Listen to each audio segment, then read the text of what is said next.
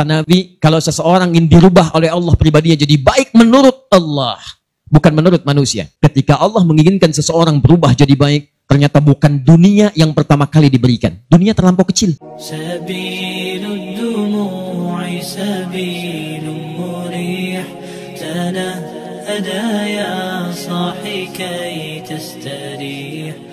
Quran surah kedua ayat 168. Di paling kanan sebelah bawah di mushaf.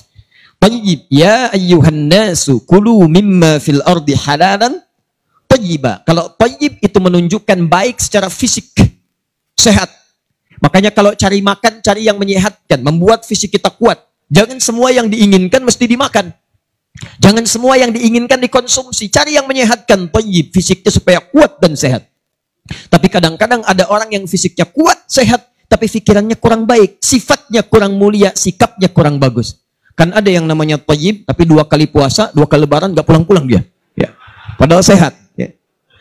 Nah, kalau ingin merubah sifatnya, sehingga dari sifat ini muncul sikap yang baik, maka ada nama yang kedua disebut dengan khair namanya. Khair. Quran surah ketiga Ali Imran ayat 110. Paling kiri sebelah atas di mushaf. Khair. Kuntum khaira ummah. Kata Allah, kalian itu umat terbaik. Anda bayangkan, Nabi Muhammad SAW diutus, itu bukan di Persia yang sudah maju. Bukan di Romawi yang sudah jadi imperium. Luas, banyak kemajuannya, hebat pengetahuannya tinggi. Tapi Nabi diutus di tengah-tengahnya yang terhimpit. Tengah-tengah dunia, terbelakang, jauh dari peradaban, tidak punya teknologi, sikap-sikap buruk semua. Diutus di situ. Begitu diutus, risalah dikumpulkan oleh Nabi, diajarkan risalah Islam. Bertransformasi dari yang tertinggal jahiliyah menjadi khaira ummah. Jadi kalau dulu ada orang paling buruk, sekarang nampak jadi paling baik di muka bumi. Kalau ada orang paling pendusta, jahiliyah sudah banyak. Makanya kalau ada pembohong sekarang, dia telat, keduluan sama orang dulu. Dan jahiliyah mau berubah, seburuk-buruknya jahiliyah, dari pendusta jadi orang paling jujur. Seburuk-buruknya dulu orang sombong, yang sombong banyak. Banyak. Abu Jahal, Abu Lahab, abu-abu yang lainnya ada. Jadi kalau yang abu-abu sekarang muncul ikutan sombong, dia telat. Sudah ada yang dulu. Tapi ketika turun kemudian dari risalah Islam, disampaikan oleh Rasulullah SAW, yang lain-lainnya memilih berubah jadi orang paling baik. Maka turunlah kalimat Nabi disampaikan. Man yuridillahu bihi khaira. Jika seseorang diinginkan oleh Allah berubah sifatnya jadi baik. Yang dulunya maaf sekali kasar jadi lembut. Yang dulunya banyak dengan kemaksiatan berubah jadi lebih baik. Kata Nabi, kalau seseorang ingin dirubah oleh Allah pribadinya jadi baik menurut Allah, bukan menurut manusia. Anda boleh disebut oleh orang Semarang paling baik, tapi mohon maaf, di Jawa Barat belum tentu mengenal Anda. Se-Jawa menyebut Anda baik, di Papua belum tentu bermimpi melihat Anda. Se-Indonesia menyebut Anda baik, Malaysia belum tentu melihat Anda.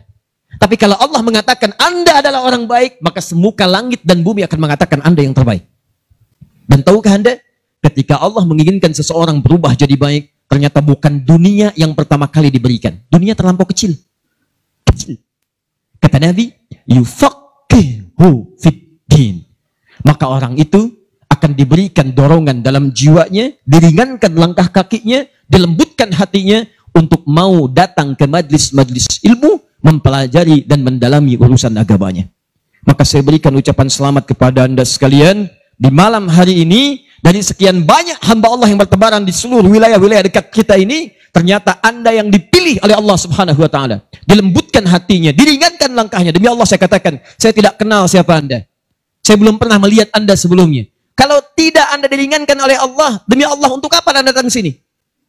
Maka saya katakan, selamat, Allah telah menginginkan Anda berubah menjadi orang baik, dan dengan itu pertahankan kebaikan ini. Jangan kadang Allah naikkan, Anda turunkan. Ini yang keliru. Allah sudah naikkan iman kita, tapi kadang manusianya yang menurunkan lagi. Saya ambil contoh begini. Mana yang paling bagus, sholat berjamaah atau sholat sendirian? Berjamaah. Mana yang paling bagus, berjamaah di masjid atau di luar masjid? Masjid. Misal, antum subuh sudah ke masjid, sholatnya berjamaah. Di masjid itu bukan yang biasa-biasa, baru datang ke masjid nih, baru nyampe masjid nih, baru tiba. Itu kata Nabi di hadis Muslim disebutkan sudah mendapatkan 25 kebaikan. Baru nyampe 25. Jarak satu keduanya, ma baina darajataini khamsumi'ati sanatin, 500 tahun. Dua ketiganya 500 tahun. Tiga keempat 500 tahun. Masuk kaki kanan baca doa, tambahkan lagi pahala. Diniatkan i'tikaf kata Imam An-Nawawi dalam kitabnya At-Tibyan, dapat lagi pahala. Duduk kemudian sebelumnya tahiyatul masjid, pahala lagi. Tilawah, pahala lagi. Salat, zikir, pahala. Sampai pulang, pahala lagi. Demi Allah saya katakan teman-teman sekalian, antum sudah sholat di masjid, sholatnya berjamaah. Subuh sudah Allah angkat ke level tertinggi. Kenapa zuhurnya antum turunkan lagi? Tiba-tiba zuhurnya antum sholat sendirian. Sudah enggak ke masjid, tidak berjamaah, sholatnya sendirian. Dikala Allah sudah naikkan, kenapa antum turunkan? Nah ini kadang-kadang hal yang terlihat ringan, tapi sesungguhnya besar dalam pandangan Allah subhanahu wa ta'ala. Jadi saya ingin memulai dengan mengucapkan selamat dulu. Mudah-mudahan ini adalah awal perbaikan dalam kehidupan kita. Dan insya Allah sepulang dari sini, kita insya Allah akan menjadi hamba yang terbaik dalam pandangan Allah subhanahu wa ta'ala. Ya. Dan itu tidak cukup dengan amin. Ya, kita harus pelajari dulu. Karena amin tidak dipraktikkan sampai kiamat kurang 2 hari, itu tidak akan pernah terjadi. Ya. Tapi minimal yang sebelah sini saya lihat wajahnya sudah semakin bercahaya. Ya, Masya Allah. Kena pantulan lampu. Yuk kita mulai bahasan kita. Malam hari ini semoga Allah berikan kesabaran untuk kita ya.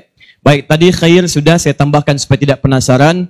Kalau kebaikan itu sifat dipraktikkan berubah jadi ma'ruf namanya. Thayyib, khair, ma'ruf. Kalau yang baik itu diniatkan karena Allah, maka berubah jadi ihsan namanya. Ihsan. Karena ada orang baik, tapi kebaikannya tidak diniatkan karena Allah. Ada. Maaf ya, maaf.